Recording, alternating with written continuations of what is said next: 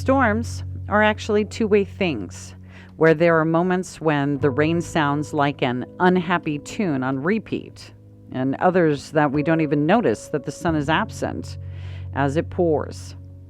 The vibes of beams are just like that as well, because there are cloudless days in which the brightness is as overwhelming as the weight of our grief is, and still more that hold a little bit of happiness that makes us hope they will last longer than they are able to. What lights us up, or feels like darkness, isn't the weather that we are surrounded by, but rather if we are chasing the belief that flowers are located somewhere around a bend, or if we are finding blossoms at home within ourselves alongside our familiar points of gloom. It can seem as if everything has to be or look a certain way in order for us to be able to define words like joy, beauty, and love.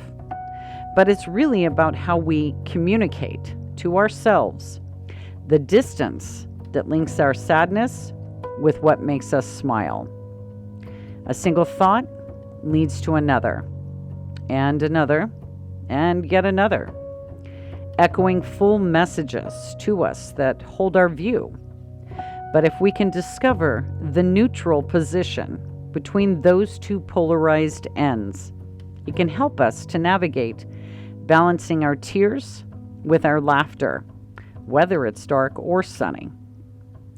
Often, we try to separate the uncomfortable parts of our journey from ourselves by keeping them between the boundaries of lines. But when we meld both sides of us together, we get to step back from our writings in black and white and move into a shelter of color, or one that truly expresses all that we really are.